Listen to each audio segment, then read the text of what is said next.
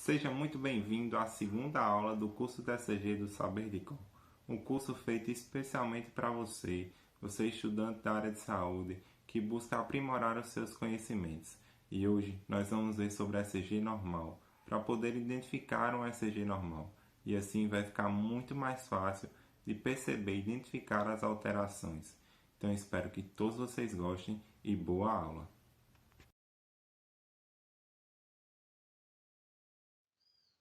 O primeiro passo para lermos um elétron é saber o que esse elétron está dizendo, o que cada onda desse segmento quer dizer. Então, primeiro, a gente vai revisar isso para poder passar para os parâmetros normais do elétron. E aqui nós temos um ciclo cardíaco, que é toda a parte da despolarização, repolarização, junto com contração e relaxamento desse coração. E nossa primeira onda que aparece é a onda P, que é a onda que, se você se lembra, é a primeira coisa que acontece, que é a despolarização atrial. O estímulo vem do lado sinusal e despolariza os átrios. Se você tem dúvida na sequência das ondas como é só você ver que ela é em ordem alfabética. Então, primeiro é a onda P, depois QRS, T. Então essa sequenciazinha você não consegue esquecer. Então a primeira é a despolarização atrial, a onda P, a primeira coisa que acontece. E depois esse estímulo vai para onde? Ele vai lá no nó atrioventricular, para e depois despolariza os ventrículos, não é? Então esse complexo QRS é a despolarização dos ventrículos. Aí no meio também vai estar a repolarização atrial. Só que o ventrículo é tão mais forte, o estímulo é tão maior, que se sobressai e não aparece essa repolarização atrial. Só fica mesmo aí a despolarização ventricular sendo mostrada. E a onda T é o que está faltando, a repolarização dos ventrículos. Esses ventrículos se repolarizarem. E essa onda U que aparece? Essa onda U é muito difícil a gente ver, geralmente não aparece, mas ela é a repolarização tardia das fibras de Purkinje. Agora que você relembrou o que cada onda representa, a gente pode começar a ler o elétron.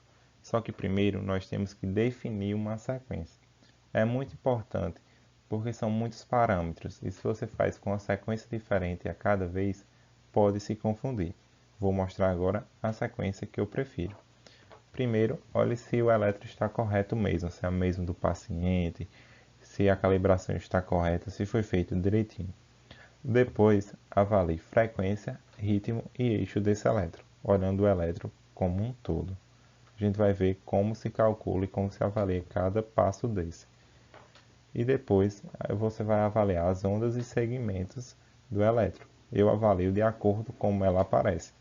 Primeiro a onda P, depois o intervalo PR, que é o intervalo que vai desde o início da onda P até o início do QRS, porque o intervalo inclui a onda, o segmento não.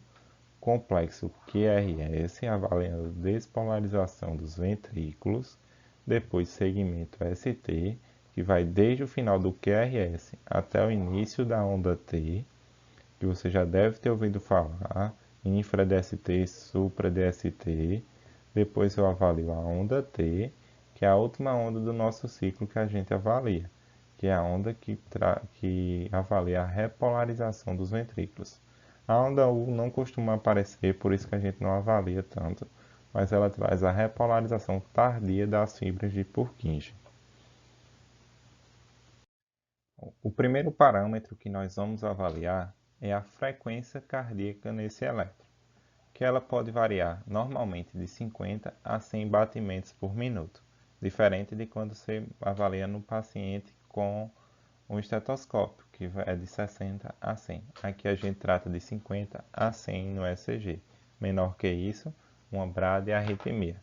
Maior que 100, um ataque à arritmia. E nós temos que avaliar aqui batimentos por minuto, ou seja, quantos batimentos nós temos em 60 segundos. No elétron, um batimento é o tempo entre uma onda R e outra onda R, que é um ciclo cardíaco. Então, nós temos que avaliar quantos ciclos desse tem em 60 segundos. E como a gente pode calcular isso? Dividir 60 segundos por um tempo entre uma onda R e outra onda R. Só que aqui a gente não calcula, não divide por 60 segundos, a gente divide o número de quadrados do elétron. Se você se lembra, o quadrado pequeno tem 0,04 segundos. Então, 1500 quadrados pequenos tem 60 segundos. A gente pode dividir 1500 pelo número de quadradinhos pequenos entre uma onda R e outra onda R, entre um ciclo. Ou então, a gente pode dividir pelo número de quadrados grandes. Um quadrado grande tem 5 pequenos, então ele tem 0,2 segundos. Ou seja, 300 quadrados grandes tem 1 minuto. Então a gente pode dividir 300 dividido pelo número de quadrados grandes. Essa fórmula é maior porque nem sempre a gente vê os pequenos. Aí confunde um pouco. A gente olha os grandes e é mais rápido, conta mais rápido.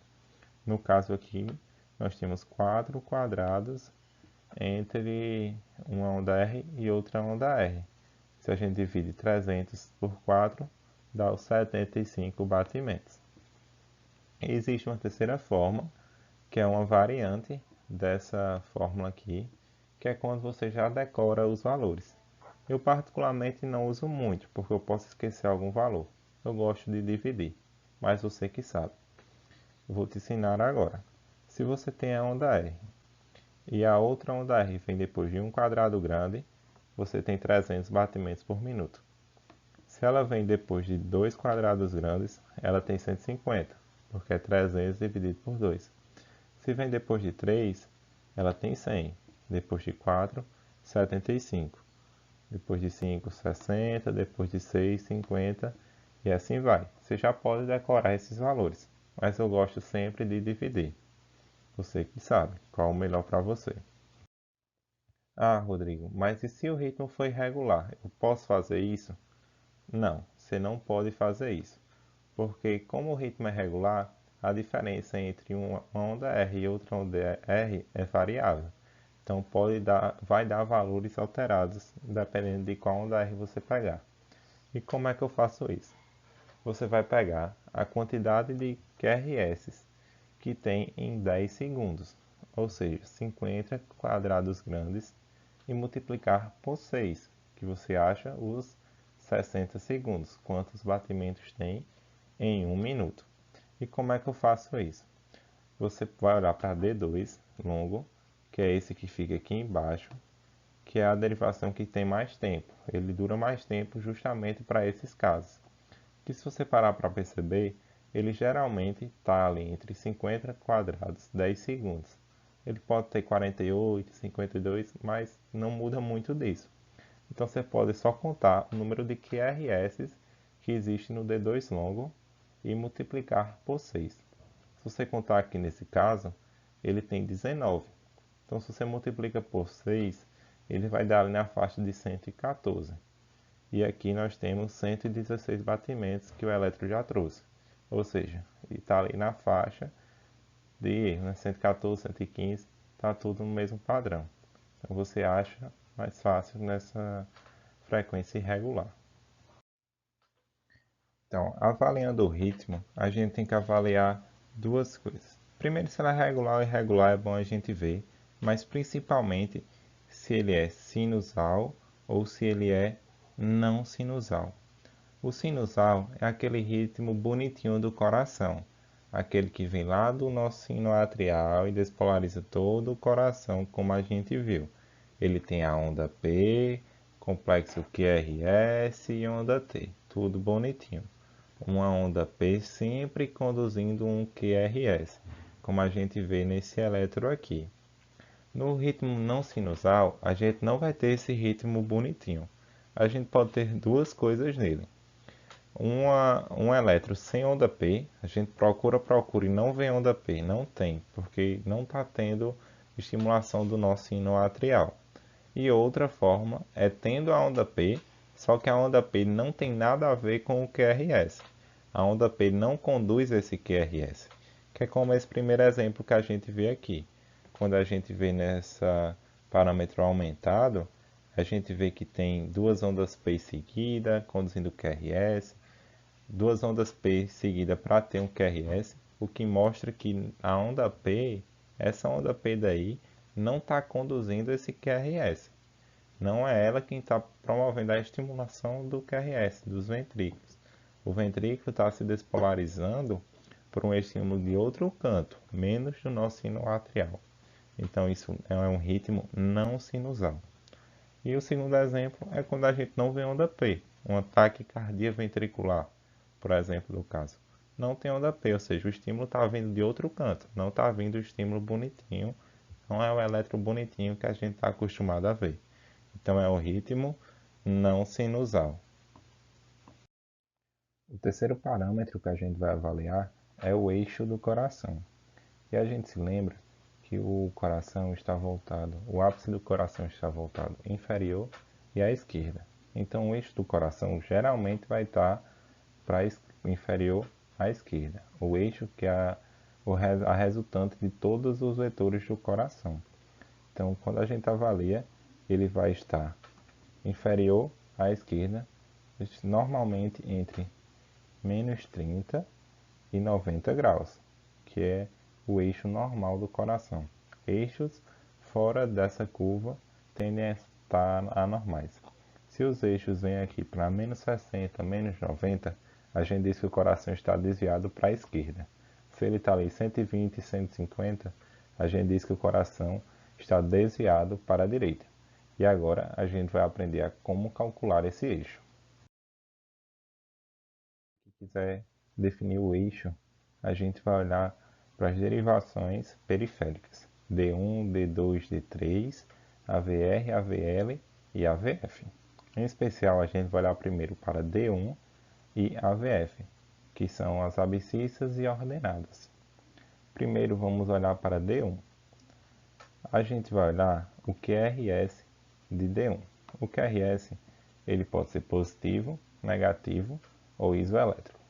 Quando ele está, assim como o D1, com a onda R maior que as ondas S, a gente diz que ele está positivo, quando ele está para cima.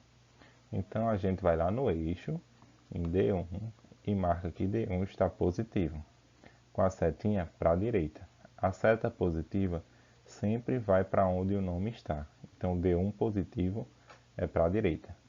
Se fosse negativo, seria para a esquerda. Depois disso, a gente vai lá em AVF e vê se ele está positivo ou negativo. AVF está positivo, então a gente marca AVF positivo. Nesse caso, para baixo, porque o nome AVF está embaixo. Então positivo é para baixo. Se fosse negativo, seria para cima. Depois que a gente definiu isso, a gente sabe que o eixo está entre 0 e 90, o que está normal, mas podemos calcular em quantos graus ele está. A gente vai procurar a derivação mais isoelétrica. E qual derivação é essa? É que o lado positivo ele está muito semelhante de tamanho com o lado negativo. O para cima e o para baixo estão parecidos. E quando a gente olha no nosso elétron, a derivação mais isoelétrica é a D3. Então a gente marca D3 como a mais isoelétrica. O eixo do nosso coração sempre vai estar a 90 graus dessa derivação mais isoelétrica. Então, quem está a 90 graus de D3 e está entre 0 e 90 é 30 graus. Então a gente marca o nosso eixo do coração como 30 graus, um eixo normal. Só que temos um caso especial, quando D1 ou AVF forem isoelétricos. Nesse caso, a gente não precisaria fazer tudo aquilo. Quando D1 for isoelétrico, AVF será o eixo. Quando AVF for isoelétrico, D1 será o eixo. A gente só precisa saber se é positivo ou negativo. Nesse caso aqui, D1 é o isoelétrico. Então, AVF será o eixo. E quando a gente vai olhar o AVF, ele está positivo. Então, o eixo será AVF positivo, ou seja, 90 graus será o eixo. Se ele for AVF fosse negativo, o eixo seria em menos 90. Isso acontece também se AVF for isoelétrico e o D1 positivo ou negativo. E a partir de agora, a gente vai começar a avaliar as ondas, segmentos e os intervalos desse elétron, começando pela onda P, que é a nossa primeira onda, que a gente avalia principalmente duas coisas: a sua amplitude, que é o seu tamanho na vertical, e sua duração, que é o seu tamanho na horizontal. Primeiro, a sua amplitude ela tem que ser menor que 2,5 milímetros, ou seja, não pode passar de 2,5 quadradinhos desse. Se tiver maior, é uma alteração, que a gente vai ver que é uma sobrecarga atrial. E sua duração ali entre 0,10 segundos, 10 ondas, ou seja, também 2,5 quadradinhos. Ela tem que ter 2,5 na altura e 2,5 na largura. Se for maior do que isso, temos uma alteração. E também na onda P, nós também avaliamos a polaridade nas suas derivações. Lembrando lá do eixo do coração, nós temos que o eixo normal é de menos 30 a 90 graus. Então, nas derivações que nós temos entre esse espaço, ela sempre vai ser positiva. Quando nós avaliamos D1, D2 e AVF, a onda P sempre tem que estar positiva. Nas derivações ao redor, que é AVL e D3, ela quase sempre está positiva também, mas pode ser que venha negativa, sem ser nenhuma alteração, como nós temos aqui em AVL nesse caso, que a onda P é negativa. Só que em AVR, lembre sempre, AVR é a diferentona. Ela está analisando coisas que nenhuma das outras derivações analisa. Ela analisa praticamente sozinha. Então a VR ela é sempre negativa. A onda P sempre tem que estar negativa em AVR. Quando a gente parte para as derivações pré-cordiais, que é V1 a V6, nós vemos que em V1 a onda P ela pode ser bifásica. O que é isso, Rodrigo? É a onda que, como aqui na imagem você percebe, ela começa positiva, vira negativa e termina. É uma onda que tem dois polos, ela tem o positivo e o negativo. Em V1 é normal aparecer, ela pode aparecer bifásica, pode aparecer positiva ou negativa também. Já de V2 a V6, ela sempre vai ter que estar positiva. Onda P de V2 a V6 sempre positiva. A segunda coisa que a gente vai analisar é o intervalo PR, que é o intervalo que vai desde o início da onda P até o início do QRS. E o que é que a gente vai avaliar nesse intervalo? Praticamente só a duração. Ela precisa ter de 0,12 a 0,20 segundos, ou seja, 3 a 5 quadradinhos. Se ela tiver menor, nós temos uma alteração. Se tiver maior, nós temos outra alteração, que a gente vai ver durante as aulas do curso aqui. E agora começamos a avaliar o complexo QRS, um complexo muito variável em forma, mas que a primeira coisa que a gente avalia nele é a duração. Uma duração que tem que ser curta, menor que 0,12 segundos, ou seja, menor que 3 quadradinhos. Se for maior do que isso, esse QRS está chamando a sua atenção, olha para ele. Então, duração menor que 0,12 segundos. E a segunda coisa que a gente vai avaliar é a forma. Você vai ver que o QRS tem várias formas diferentes. Ela pode ter um Qzinho pequeno, um RS longo, pode ter só o R, só o lado positivo, só o lado negativo, QS. Tudo isso normal. Só não é normal ela ter duas ondas positivas, como no penúltimo caso, o R e depois o R'. Não é normal, geralmente patológico. E outra avaliação da forma são nas pré-cordiais, de V1 a V6, porque o QRS tem um padrão normal nessas precordiais. V1, que está mais do lado direito, geralmente está mais negativo. Ele tem que começar mais negativo, com a onda S maior que a onda R. E ele vai positivando ao longo. A V6 ele está positiva. Então, de V1 a V6 ele vai positivando. Pode ser, por exemplo, aqui, ó, em V4 ele já está positivo, mas essa é a tendência. Começar negativo e terminar positivo, porque vai indo em direção ao eixo do coração.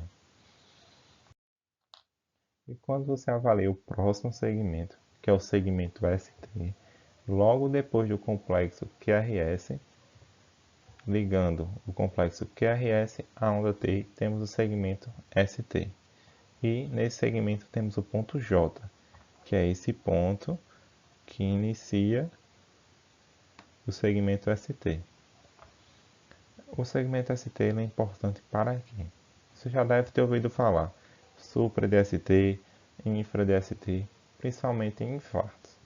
Esse segmento sim, é muito importante porque ele liga a despolarização ventricular à repolarização ventricular. Ele é o tempo entre esses dois acontecimentos. Então, nós podemos passar um traço na linha de base, a linha de base que é essa que vem daqui, a normal do elétron, e analisar o ponto J e o segmento ST. Se ele estiver na mesma linha da linha de base, estamos normal. Está normal, não temos nada, segmento ST, legal. Só que, se a gente traça essa linha de base e ele está acima dessa linha de base, nós temos um supra DST, que nós vemos principalmente nos infartos. Se nós traçamos essa linha de base e nós temos o segmento ST lá embaixo, mais abaixo, nós temos o infra DST. Então o supra DST é muito importante para isso. Então avalia onde o segmento ST está em relação à linha de base do elétron. Se tem um supra, se tem um infra, se não tem nada, se está normal, certo? E agora, o próximo parâmetro que a gente avalia é a onda T. Mas antes disso, é bom a gente falar sobre o intervalo QT, que é o intervalo que vai desde o início do QRS até o final da onda T. O intervalo inclui as ondas. Então ele mostra desde o início da despolarização ventricular até o final da repolarização ventricular. Ou seja, mostra toda a atividade ventricular. Esse intervalo é muito variável com a frequência. Porque se eu tenho uma frequência alta, os batimentos têm que ser mais rápidos. Eu tenho menos tempo para despolarizar e repolarizar. Então, frequências altas, o intervalo QT é curto. Se eu tenho frequências baixas, eu tenho mais tempo. Então, o ventrículo trabalha mais tranquilo. Então, o intervalo QT é maior. E nós temos patologias que podem alterar isso. Existe a forma da gente avaliar, que é pelo intervalo QT corrigido. Uma formulazinha que será dada num vídeo especial no nosso Instagram. Confere lá. Agora, a gente avalia a onda T, que é uma onda que termina o nosso ciclo com a repolarização ventricular. E a primeira coisa que a gente precisa saber é que ela é uma onda assimétrica. A gente vai avaliar a forma dela. Se você traça uma linha do ápice da onda T, você vai perceber que do lado esquerdo o início dela é mais lento. Ela sobe mais lento e depois desce mais rápido. Esse é o padrão da onda T. Se você tem uma onda T simétrica e articulada, temos um problema. Ela precisa ser assimétrica, começar devagar e terminar mais rápido. E outro padrão, ela que é geralmente positiva nas derivações, mas a gente vai ver quando ela é positiva e quando é negativa. Lembrando da onda P, ela vai seguir a mesma ideia. Nas derivações que estão ali mais ou menos no eixo do coração, no eixo normal, ela tem que ser positiva, ou seja, em D1, D2 e AVF. Em AVL e em D3, ela vai ser geralmente positiva, mas pode vir a ser negativa. Em AVR, a diferentona, ela é sempre negativa. Já em V1, que a gente viu que na onda P ela podia ser bifásica, a onda T não tem isso. Ela sempre vai ser ou positiva ou negativa. Em V1 ela é geralmente positiva, mas pode vir a ser negativa. E V2 a V6 ela é sempre positiva, exceto em V2, em obesos ou brevilínneos, que pode vir a ser negativa, mas é muito pouco. Geralmente são positivas. V2 a V6, onda T positiva. Essa foi nossa aula sobre ESG normal. Espero que todos tenham gostado e continue acompanhando nosso YouTube e nosso Instagram, porque vem muita novidade por aí. Estamos trazendo um curso completo de ESG para você. Então não se esquece, se você gostou, deixa o like, se inscreve no nosso canal e acompanhe os nossos próximos vídeos. Tchau e até a próxima.